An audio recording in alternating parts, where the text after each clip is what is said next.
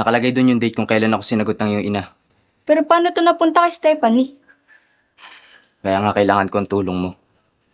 Kasi sa pamamagitan ng music box na yun, malalaman natin kung sino ang pumatay sa akin.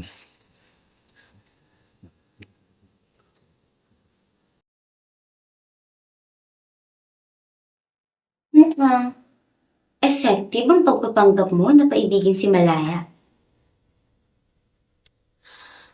Napanood ko kanina. Feel ko nga hindi na acting yun eh. Kala ko ba tapos na yung plano mo? Sino may sabi? Sinabi ko ba na tapos na ako?